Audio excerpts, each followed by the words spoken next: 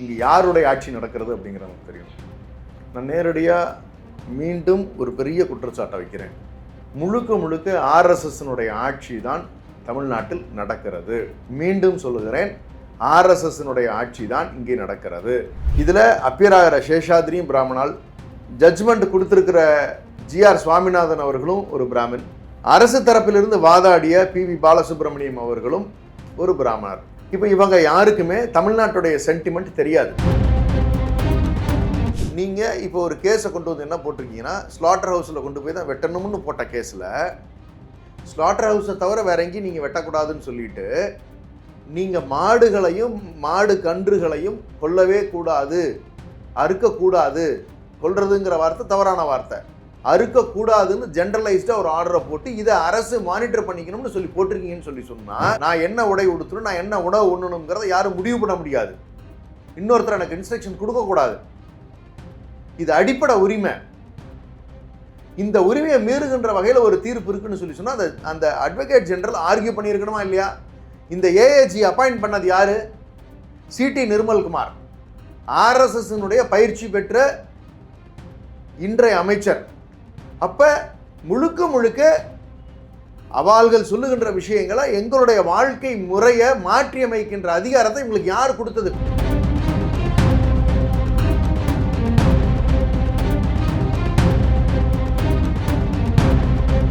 எல்லாம் விசில் கொண்டு போய் ஓட்டு போட்டீங்கல்ல. உங்க உணவு பழக்க வழக்கத்துக்கு பிரச்சனை வந்துருச்சு, நாங்கள் சொன்னோமா இல்லையா? புலி வருதுன்னு சொன்னப்பெல்லாம் இவங்க திமுக காரங்களுக்கு இதுதான்பா வேலை, சும்மாவே நம்மளை வந்து மிரட்டிக்கிட்டே இருப்பாங்கப்பா, அதெல்லாம் ஒன்றும் இல்லைப்பா, காஷன் பண்ணி அலர்ட்டாக இந்த ஸ்டேட்டை சேஃபாக வச்சுருந்தோம்ல. இன்னைக்கு புலி வந்து அடிச்சிருச்சு. இப்போ தமிழ் சமூகத்துக்கு பெரிய நெருக்கடி இருக்குது. இந்த சமூகத்தை புரிஞ்சுக்கிட்டோம். இப்போ தானே தெரியும் பிரச்சனை. காய்ச்சல் வந்த பிறகு தானே அந்த வலி என்னங்கிறது தெரியும், காயம் ஆன பிறகு தானே வலி என்னங்கிறது தெரியும்.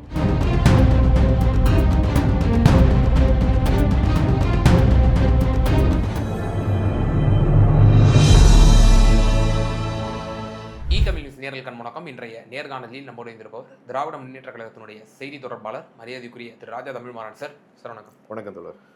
சார், இந்த தமிழக வெற்றி கழக அரசு ஒரு கூட்டணி அரசாகத்தான் வந்து ஃபார்ம் ஆயிருக்கு. கூட்டணி கட்சிகள் ஒரு ஏதேனும் தவறுகள் நடந்தால் சுட்டி காட்டுவாங்க, நெறிப்படுத்துவாங்க, ஒரு கடிவாளமாக இருப்பாங்க அப்படின்லாம் நம்ம எதிர்பார்த்தோம். இப்போ திருமாவளவன் அவர்களுடைய ரீசன்ட் ஸ்டேட்மெண்ட்ஸ் எல்லாமே சற்று முன்னுபின் முரணாகவும், அந்த கொள்கையில் அவர் இன்னும் உறுதியாக தான் இருக்காரா அப்படிங்கிறதெல்லாம் வந்து பெரிய கேள்வி. எந்த கொள்கையில்? அவர் அந்த சமூக நீதி, சமத்துவம், இது மாதிரியான பல விஷயங்கள் அவர் வந்து உள்ளடக்கி தானே எப்போவுமே அவர் முன்னெடுப்பார். செக்யூலர் ஃபோர்ஸாக இருக்காரா அப்படின்னு கேட்குறீங்க. எஸ் எஸ், நேரா டு த பாயிண்ட். எஸ்.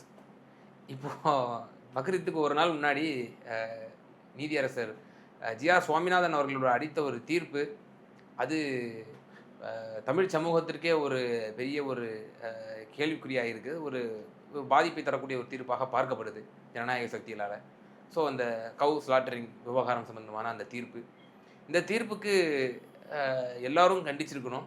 குறிப்பாக திருமாவளவன் அவர்களும் வெகுவாக வந்து கண்டிச்சிருப்பார். ஏன்னா அவர் சார்ந்திருக்கக்கூடிய சமூகங்களும் ஒட்டுமொத்த தமிழ் சமூகமும் இதில் பாதிக்கப்படக்கூடிய ஒரு அம்சங்களாகவும் உள்ளடக்கியிருக்கு. ஆனால் அவர் இன்ன வரைக்கும் கண்டிக்கலை. கட்சியினர் கண்டிக்கிறாங்க, அமைச்சர் வன்னியரசு தான் கண்டிச்சிருக்காரு, அவர் கண்டிக்கலை. எப்படி பார்க்குறீங்க? இந்த நிகழ்வினுடைய தொகுப்பை முழுசாக பார்த்தோம்னா தான், எப்படி நடந்திருக்குன்னு தெரிஞ்சதுனா தான் இங்கே யாருடைய ஆட்சி நடக்கிறது அப்படிங்கிறது நமக்கு தெரியும். நான் நேரடியாக மீண்டும் ஒரு பெரிய குற்றச்சாட்டை வைக்கிறேன். முழுக்க முழுக்க ஆர்எஸ்எஸ்னுடைய ஆட்சி தான் தமிழ்நாட்டில் நடக்கிறது. மீண்டும் சொல்லுகிறேன், ஆர்எஸ்எஸ்னுடைய ஆட்சி தான் இங்கே நடக்கிறது. இந்த கேஸை யார் போட்டாங்கன்னா, இந்து மக்கள் கட்சியில் இருக்கக்கூடிய சூர்யா என்கிற சூரிய பிரசாந்த் போடுகிறார், கோயம்புத்தூர்காரர். சரியா?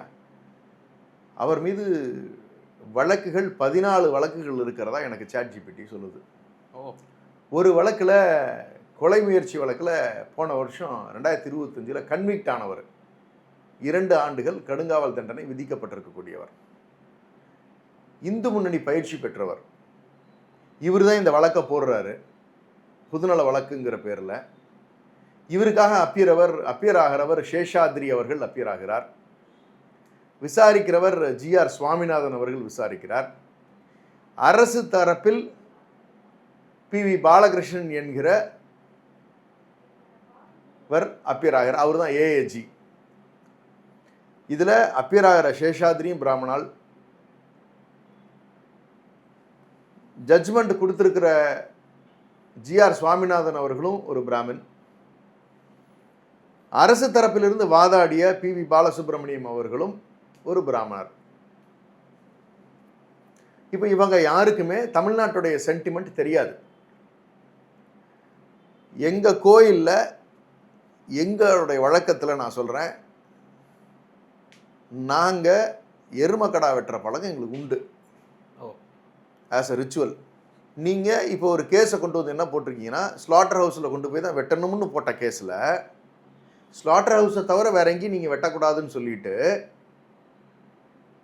நீங்கள் மாடுகளையும் மாடு கன்றுகளையும் கொல்லவே கூடாது, அறுக்கக்கூடாது. கொல்றதுங்கிற வார்த்தை தவறான வார்த்தை. அறுக்கக்கூடாதுன்னு ஜென்ரலைஸ்டாக ஒரு ஆர்டரை போட்டு இதை அரசு மானிட்டர் பண்ணிக்கணும்னு சொல்லி போட்டிருக்கீங்கன்னு சொல்லி சொன்னால், என்னுடைய உணவு பழக்க வழக்கத்திற்காக மாடு வெட்டி சாப்பிட்றதுங்கிறது எங்களுடைய வழக்கத்தில் இருக்கிற ஒரு விஷயம். உலகம் முழுக்க இதை கேள்வி கேட்கக்கூடாது. நான் என்ன உடை உடுத்தணும், நான் என்ன உணவு உண்ணணுங்கிறத யாரும் முடிவு பண்ண முடியாது. இன்னொருத்தர் எனக்கு இன்ஸ்ட்ரக்ஷன் கொடுக்கக்கூடாது. இது அடிப்படை உரிமை. இந்த உரிமையை மீறுகின்ற வகையில் ஒரு தீர்ப்பு இருக்குன்னு சொல்லி சொன்னால் அந்த அட்வொகேட் ஜெனரல் ஆர்கியூ பண்ணியிருக்கணுமா இல்லையா? இந்த ஏஏஜி அப்பாயிண்ட் பண்ணது யாரு?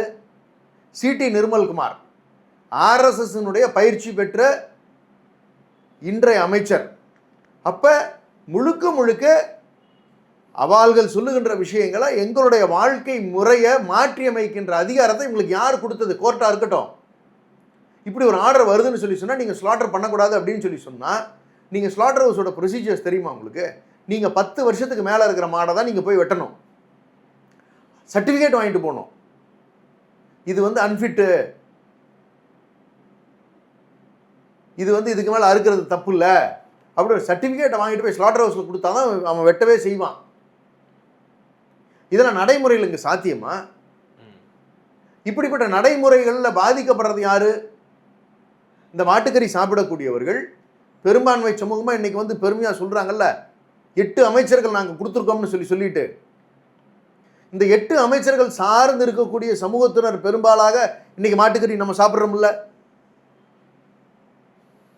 அப்படி இப்போ இவங்கெல்லாம் வாயை திறக்க மாட்டாங்களா? இவங்க சமூகத்தில் இருக்கக்கூடியவர்கள் யாரும் இதில் பாதிக்கப்பட மாட்டாங்களா? அண்ணன் திருமாவளவன் அவர்கள் இருக்காங்கல்ல, கூட்டணி ஆட்சி தான் இருக்கீங்க. ஆனால் இந்த கேஸை எப்படின்னா நீங்கள் இந்த தீர்ப்பு எப்படின்னா நீங்கள் பார்க்குறீங்க? நாளைக்கு எங்கே மாடு அறுத்தாலும் கேள்வி கேட்பானானே. இல்லை, திரு வன்னியரசு அவர்கள் அமைச்சர் சொல்லியிருக்கிறாரு, இன்னைக்கு மாடுனா நாளைக்கு ஆடு, அடுத்து கோழி, எங்கள் வழிபாடுல எல்லாருமே. ஏங்க இதுக்கு அப்பீல் போக சொல்லணும்ல இந்த அரசை? எல்லாம் விசில் கொண்டு போய் ஓட்டு போட்டிங்கல்ல. உங்கள் உணவு பழக்க வழக்கத்துக்கு பிரச்சனை வந்துருச்சு, நாங்கள் சொன்னோமா இல்லையா? புலி வருதுன்னு சொன்னப்பெல்லாம் இவங்க திமுக காரங்களுக்கு இதுதான்ப்பா வேலை, சும்மாவே நம்மளை மிரட்டிக்கிட்டே இருப்பாங்கப்பா, அதெல்லாம் ஒன்றும் இல்லைப்பா. காஷன் பண்ணி அலர்ட்டாக இந்த ஸ்டேட்டை சேஃபாக வச்சுருந்தோம்ல. இன்னைக்கு புலி அடிச்சிருச்சு. இந்த ஒரு தீர்ப்புனால உங்களுடைய உணவு பழக்க வழக்கத்தில் கையை வச்சுட்டாங்க. நீங்கள் மாடு எங்கே வெட்ட போனீங்கன்னா, நீங்கள் பக்ரீத்துக்கு மட்டும் இல்லை, அந்த தீர்ப்பை நான் உங்களுக்கு படித்து காட்டிடுறேன். ஆன் எனி ஒகேஷன் தோழரே, நீங்கள் தயவு செஞ்சு இதை நீங்கள் தெளிவாக புரிஞ்சுக்கணும். என்ன சொல்கிறாரு? We allow this writ petition with a direction to the state of Tamil Nadu to ensure that no cow or calf is slaughtered on the eve of Bakrid or on any other day. The authorities, particularly the Chief Secretary to the government and the Additional Director General of Police, Law and Order, are obliged to issue suitable instructions to all officials concerned to ensure that there is no breach of this order. No cause for reporting complaints, call on 29/5/2026. இதை செஞ்சிட்டோம்னு உறுதிப்படுத்திட்டு எங்கிட்ட 29/5 சொல்லுங்கிறான். அப்போ என்ன sir பண்ணி வச்சிருக்கீங்க? அப்போ இங்கே நீங்கள் மாடு எங்கேயுமே நீங்கள் வெட்ட முடியாது. அப்போ நீங்கள் இனி இது குற்ற செயலாக பார்க்கப்படும். அப்போ இது எந்த விதத்தில் நியாயம்? எங்கே கொண்டு போய் நாட்டை நிறுத்துறீங்க? ஒரு இந்து முன்னணிக்காரன் வழக்கு தொடுக்கிறார், ஒரு பிராமணர் அவருக்காக அப்பியராய் கேட்கிறார். எங்க இதெல்லாம் கிடையவே கிடையாது, இப்படிலாம் ஜாதியே கிடையாது, அப்படிலாம் ஒண்ணுமே கிடையாது, அப்படிலாம் ஒண்ணுமே நடக்காது, அவங்கெல்லாம் பாவம்னு சொல்றீங்கல்ல. பாவம் யாருன்னா நாம தான் பாவம். அப்ப அந்த ஜட்ஜு கேட்கிறார், அவா ஜட்ஜு தான் கேட்கிறார். நீங்க அதுக்கு அடுத்து நீங்க பாருங்க, ஆர்கியூமெண்ட் பண்ற ஜட்ஜு அரசுக்காக யாரு? அவால் ஜட்ஜு தான் அப்பியர் ஆகியிருக்கார் ஏஏஜியா. அப்ப உங்க சேவும் என்னுடைய சேவும் இங்க எங்க வந்திருக்கு? வரலையே பிரதர். கேட்டிருக்கணும்ல, ஒரு 2 ஹியரிங் டேட்டாவது போட்டிருக்கணும்ல. நடைமுறை பிராக்டிஸ் தமிழ்நாட்டில் இது சாத்தியம் இல்லைங்க ஐயா. இங்க வந்து ஆதி காலத்திலிருந்து இவங்களுடைய பழக்க வழக்கம் இந்த மாதிரி தான் இருக்கு. இரண்டாவது, இது ஃபண்டமெண்டல் ரைட்லேயே கை வைக்கிற விஷயமா இருக்கு. இது வந்து நம்ம செய்யறதுக்கு இங்க நடைகிற சாத்தியம் இல்லைன்னு அட்வொகேட் ஜெனரல் ஏஏஜி சொல்லியிருக்கணுமா கூடாதா? சொல்லலையே. ஒரு தீர்ப்பு அப்படி வாங்கிட்டு வந்து நிக்கிறாங்கல்ல. ஸோ இப்போவும் இன்னும் அந்த மேல்முறையீட்டுக்கும் இந்த அரசு வந்து ஏதோ ஃபைல் பண்ணலை அப்படின்ற விஷயத்தையும் நீங்கள் இப்போ தற்போது மேற்கோள் காட்டிருக்கீங்க. இப்போ என்ன ரியாக்ஷன் பண்ணுவோம் அப்படின்னு பொறுத்து இருந்து பார்ப்போம். இல்லை, ரியாக்ஷன் என்ன, அதான் சொல்கிறேன்னு, இவர்கள் நினைத்ததை செய்து கொண்டிருக்கிறார்கள். மீண்டும் மீண்டும் நான் சொல்கிறேன், இது ஒரு பெரிய ஒரு மாய தோற்றத்தில் இருக்கக்கூடிய, இது வந்து ஒரு மாயமான். இந்த மானை நம்பி ஓடுறாங்க. இது அழிவை நோக்கி நகருகின்ற வழி. நம்மளுடைய கலாச்சாரம், நம்மளுடைய பண்பாடு, இதிலெல்லாம் கை வைக்கிற வேலை நடந்துருச்சு. திருப்பரங்குன்றத்தை அடுத்து பாருங்க என்ன பண்ணுறாங்கன்ட்டு.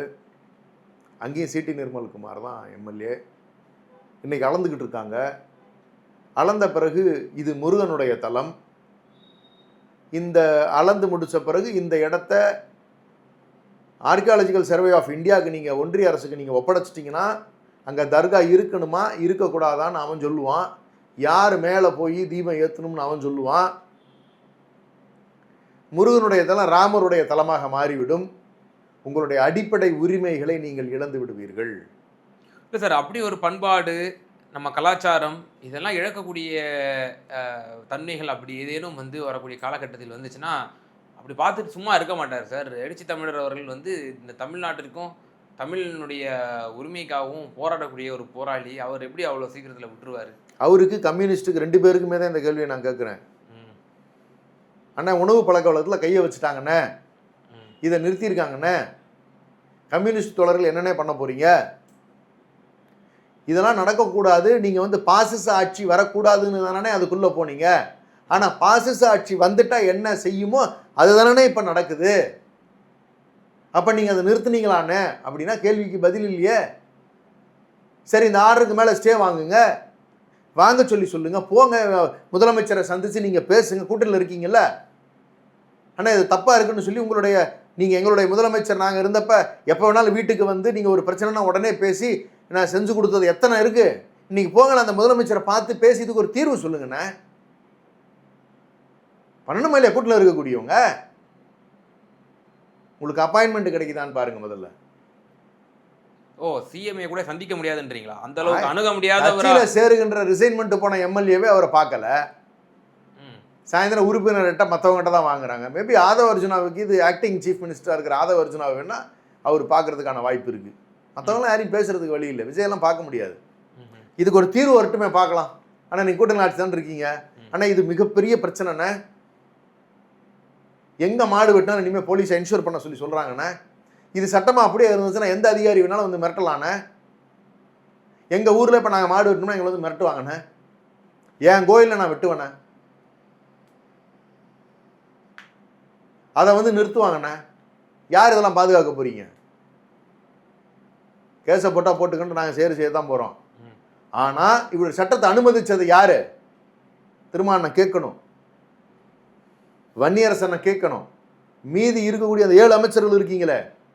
நான் திரும்ப சொல்லிக்கிட்டு இருந்தேன், அமைச்சரை கொடுத்து விட்டால் மட்டும் அந்த சமூகத்தினுடைய வாழ்க்கை தரம் உயர்ந்து விடுமா என்று சொன்னால் கிடையாது. அந்த சமூகத்துக்கு நீங்க என்ன செய்ய போகிறீர்கள்ங்கிறத பார்த்து தான் முடிவாக போகுது. ஏமாத்துறீங்க, வெளிப்பகட்டு.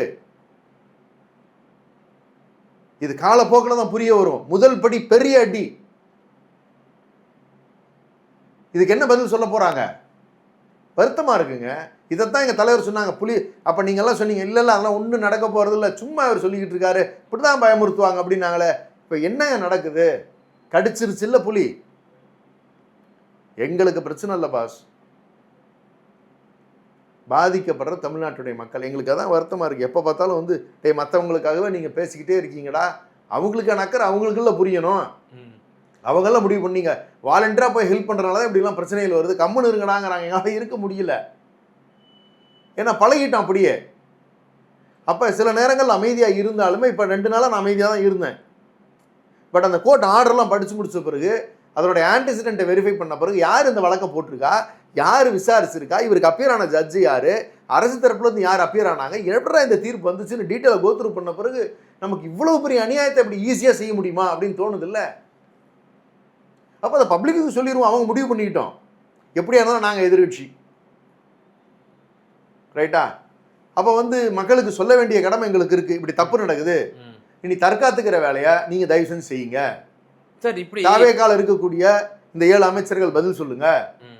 இந்த இவர்களெல்லாம் சப்போர்ட்னு நினச்சி நீங்கள் நினச்சிக்கிட்டு இருக்கீங்க இல்லையா, உங்களுடைய உணவு பழக்க வழக்கத்தில் கை வச்சிருக்காங்க, தயவு செஞ்சு அவங்களெல்லாம் கேள்வி கேளுங்க அப்படின்னு. இப்போ என்ன எஜுகேட் தான் பண்ண முடியும் எங்களால். நிறுத்தி வச்சுருந்தோம் இவ்வளோ நாளாக இதில் நடக்காமல். இப்போ நிறுத்தி வைக்கிறாங்க. இது எங்ககிட்ட இல்லை, அலர்ட் தான் பண்ண முடியும். பார்த்துங்க, காப்பாற்றிங்க. சார் இப்படிப்பட்ட ஒரு அபாயம் இப்போ இது மட்டும் இல்லை, இன்னும் பல விஷயங்கள். இப்போ உதாரணத்துக்கு அண்டை மாநிலத்தினுடைய முன்னாள் முதல்வர் திரு பினராயி விஜயன் அவர்கள் மீது ஒரு அமலாக்கத்துறை சோதனை நடத்தப்படுது. அது ஒரு அரசியல் பழிவாங்கல் நோக்கம் அப்படின்னு பரவலான ஒரு விமர்சனம். உங்கள் தலைவர் திரு மு.க. ஸ்டாலின் கண்டன அறிக்கை ஒன்று விட்டுருந்தார். முதல் அறிக்கையாக அதுதான் வந்துருச்சுன்னு நினைக்கிறேன் தமிழ்நாட்டில் இருந்து. ஆனால் முதலமைச்சர் விஜய் அதை செய்யலை. அவங்கள்ட்ட இருந்த கூட்டணி கட்சிகளும் பக்ரீத் வாழ்த்து விஜய் போட்டாரா? போட்டிருந்தாரா? போட்டார். என்ன போட்டிருந்தாரு? போட்டாரான்னு கேட்டார். வாழ்த்துக்கள் கூறியிருந்தார் இஸ்லாமிய சொந்தங்களுக்கு, பொங்கல் வாழ்த்து சொல்லியிருந்தார். ஆனால் இந்த ஸ்லாட்டர் பிரச்சனை அவருக்கு தெரியாதா? இல்லை இப்படி இதை கூட வந்து இல்லை அவருக்கு தெரியுமா தெரியாதா? இப்படி ஒரு தடை விதிச்சிருக்கு கோர்ட்டுங்கிறது அவருக்கு தெரியுமா தெரியாதா? இல்லை இன் ஃபியூச்சர் வந்து கட்சிக்காரங்க கொண்டு போய் சேர்க்கலாம். ஏங்க என்னைக்குங்க ஒரு சிஎம்ங்க ஒரு ஸ்டேட்டில் எவ்வளோ பெரிய விஷயங்க இது. சிஎம்க்கு தெரியுமா தெரியாதா? நான் கேட்குற கேள்வி இது ஒன்று தான். அவருடைய கவனத்துக்கு போச்சா போகலையா? பதில் இல்லையே. அப்போ எந்த அளவுக்கு செய்திகள் அவருக்கு போகுதுங்கிறத தெரிஞ்சுக்குங்க. இந்த அட்மினிஸ்ட்ரேஷன் எப்படி நடக்குதுன்னு பார்த்துங்க. பேருக்கு தான் அவர் முதலமைச்சராக இருந்துகிட்டு இருக்கார். சுற்றி நடக்கின்ற விஷயங்கள் அவருடைய நாலேஜில் நடக்கலை, அல்லது அவர் தெரிஞ்சுக்கிட்டு கம்முன்னு இருக்காரு. இது 2 தான் ஆப்ஷன் இருக்க முடியும். நடத்துகிறது சிடி நிர்மல்குமார். நான் ஃபஸ்ட்டு எடுத்து பார்த்தப்போ உங்களுக்கு நான் சொன்னேன், கோர்ட்டு, லா அண்ட் ஆர்டரு, நீங்கள் வந்து கிட்டத்தட்ட சொல்லணும்னு சொன்னால் ப்ரிசன்ஸு, விஜிலன்ஸ், ஆன்டிகிரஸ் இதெல்லாம் அவர்கிட்ட தான் இருக்குது. இது சரியாக போக போகிறது இல்லை, ஆர்எஸ்எஸ் மாடியூலில் தான் அது ஃபங்க்ஷன் ஆகும் அப்படின்னு சொன்னேன். இப்போ நடக்குதா இல்லையா? Let them face the consequences. பப்ளிக்கு தான் அதில் சிரமம். அந்த சமூகத்துக்கு இப்போ தமிழ் சமூகத்துக்கு பெரிய நெருக்கடி இருக்குது. இந்த சமூகத்தை புரிஞ்சுக்கிட்டோம். இப்போ தானே தெரியும் பிரச்சனை. காய்ச்சல் வந்த பிறகு தானே அந்த வழி என்னங்கிறது தெரியும். காயம் ஆன பிறகு தானே வழி என்னங்கிறது தெரியும். வருத்தமாக இருக்குது எங்களுக்கு. இப்படி அலோவ் பண்ணதே இல்லை நம்ம. இப்போ வேடிக்கை இதுவும் பப்ளிக் இன்ட்ரெஸ்ட் லிட்டிகேஷன் கேஸு, வில் கேஸ். அது ஓகே. எப்படி பாருங்க ஃப்ரேமிங்கு. ஒரு பாதிக்கப்பட்டவங்க கூட கிடையாது, பப்ளிக் இன்ட்ரெஸ்ட் லிட்டிகேஷன் கேஸை அதை கொண்டு வந்து போட்டு ஆர்டர் வச்சுருக்காங்க. கொடுமை. என்ன சொல்கிறது, நடக்கட்டும். சார் இப்போ நீங்கள் சொன்னீங்க இந்த விவகாரங்கள் எல்லாம் இது வந்து முதலமைச்சர் நாலேஜுக்கு போயிருக்குமா, அவரோட நாலேஜ் படி தான் நடக்குதா அப்படிங்கிற மாதிரி கூட தெரியலை. அதிகாரிகளும் சரி, அதே போல் அமைச்சர்களும் சரி, அவங்களுடைய ராஜ்யங்கள் தான் நடந்து கொண்டிருக்கிறது அப்படின்னு சொல்லி. இப்போ உதாரணத்துக்கு நிர்மல்குமாரை நீங்கள் தான் சுட்டி காட்டியிருந்தீங்க. இப்படி ஆர்எஸ்எஸ் சித்தாந்தத்தை கொண்ட அந்த அமைச்சர்கள் அவர்கள் தங்களுடைய அந்த கருத்தியலை புகுத்துவதற்கும் செயல்பாடுகளை வந்து செயல்முறைப்படுத்துவதற்கும் தான் அவங்க மும்முரமாக இருக்காங்களா? அப்படி இருந்தால் இப்போ திருமாவளவன் அவர்கள் விசிகாவில் அமைச்சரவையில் பங்கு பெற்றிருக்கிறாங்க. அதிகாரம் என்கின்ற ஒரு ஒற்றை காரணத்திற்காக காம்ப்ரமைஸ் செஞ்சுக்கிட்டாங்களா? அப்படிதான் அர்த்தம். அதுதான் அர்த்தம். நீங்கள் ஒரு உதாரணம் இருக்குது. நீங்கள் அதிகாரம் வேணுங்கிறத நீங்கள் காம்ப்ரமைஸ் பண்ணிக்கிட்டீங்கிறதா நிதர்சனமான உண்மை. அது உதாரணம் சொல்லி சொன்னால் எந்த உதாரணம் சொன்னாலுமே அது தப்பாக தெரியும். வார்த்தைகள். ஏன்னா அவர் மேலே ஒரு பெரிய நம்பிக்கை நாங்கள்லாம் வச்சுருந்தோம். அவருமே இப்படி ஏமாறுவாரா, இல்லை பதவிக்கு இப்படிலாம் அவர் போவாங்களா அப்படிங்கிறது பெரிய ஆச்சரியமான விஷயம் தான். பட் போயிட்டாங்கன்னா அவங்களும் ஒரு சாதாரண சராசரியான ஒரு அதிகார ஆசை பிடித்தவராக தான் இருந்திருக்காரு. அப்படி இதை இல்லை, நான் என்ன சொல்கிறேன்னா, சரி போயிட்டீங்கல்ல, இதெல்லாம் நீங்கள் சேஃப்கார்ட் பண்ணியிருக்கணும்ல, இதுக்கு நீங்கள் இப்போ பேசணும்ல, ஏன் பேசாமல் இருக்கீங்க? இந்த ஆர்டருக்கு எகெயின்ஸ்டாக ஒரு அப்பீல் வாங்கிக்கணும்னு பண்ணலை. அப்படின்னா அதிகாரம் தான் அவருக்கு ப்ரியாரிட்டியாக இருக்குது. நீங்கள் யார் கூட சேர்ந்து அதிகாரத்துக்கு வர்றோங்கிறது இருக்குல்ல. நீங்கள் கிட்டத்தட்ட இப்போ கணக்கு என்னென்னு பார்த்தீங்கன்னா, நீங்கள் ஆர்எஸ்எஸ் அமைச்சரவையில் இருக்கிறதா தான் கணக்கு. இதே திமுக கூட இருந்திருந்தீங்கன்னா சூழல் வேற மாதிரி இருக்கும். ஆனால் அங்கே இருக்கும் பொழுது உங்கள் அமைச்சரவையில் இருக்கிற இன்னொரு அமைச்சர் தான் இந்த சட்டத்தை கொண்டு நீங்கள் வந்து இம்ப்ளிமெண்ட் பண்ணுற நிலையில் மாட்டிக்கிட்டாரு. அதுக்கு நீங்கள் கம்மனு கேள்வி கேட்குற மாதிரி நீங்கள் அதை நிறுத்தக்கூட முடியலல்ல. இது மாதிரியான சூழ்நிலை, நீங்கள் பாதிக்கப்பட்ட விஷயங்கள் ஏதாவது ஒன்றாவது திமுக ஆட்சியில் நடந்திருந்து நீங்கள் குரல் கொடுத்து எங்கள் முதலமைச்சரை கேட்காம இருந்தாரா? அப்போ எல்லா விஷயத்துக்கும் உங்களுக்கு உங்களுடைய விருப்பத்துக்கு மாறா எதுவுமே நடந்தது கிடையாது. இப்போ இன்னொரு விஷயமும் சொல்லப்படுது. இப்போ இன்னைக்கு கூட ஒரு பதிவு கூட போட்டிருந்தாரு விசிகா பொதுச் செயலாளர் திரு ரவிக்குமார் அவர்கள். இப்படி விசிகா மீதே ஒரு பழியை சுமத்துறாங்க, விசிகாவே டார்கெட் பண்ணுறாங்க, கார்னர் பண்ணுறாங்க அப்படிங்கிற மாதிரியான துணியில் ஒரு கருத்தை போட்டிருந்தாரு. நாங்கள் மட்டும் தான் அப்படி வந்து ஒரு அமைச்சரில் இடம்பெற்றிருக்கிறோமா, மற்ற எவ்வளோ பேர் ஆதரவு தெரிவிச்சிருக்காங்க, அவங்களையெல்லாம் விமர்சனம் பண்ணுறதுக்கு திராணி இல்லை அப்படின்ற மாதிரி மாஜகவுடைய தலைவர் திரு தமிமுன் அன்சாரி ஒரு கருத்தையும் சொல்லியிருந்தார். அதுதான் இன்னும் மேலும் விசிகாவினரிடையே ஒரு கொந்தளிப்பை ஏற்படுத்தியிருக்கு. விசிகாவில் எக்காரணத்தை கொண்டும் வரக்கூடிய காலகட்டத்தில் பிளவை ஏற்பட்டுறக்கூடாது, நான் அதை வருந்துறேன் அப்படின்ற மாதிரி ஒரு கருத்தை. இல்லை, நான் அதுக்குள்ளே நான் போக விரும்பலை. தனி மனிதனுடைய விருப்பம் தான் ஒரு கொள்கையில் பிடிப்பில் இருக்கின்றவர்கள் எனக்கு இப்படி தான் வாழ பிடிச்சிருக்குன்னு சொல்லி சொன்னால் அதற்கு எந்த கட்சி எனக்கு ஒத்து போகிறதோ அந்த கட்சியோடு இருக்கிறது தான் வந்து முறை, நியாயம்.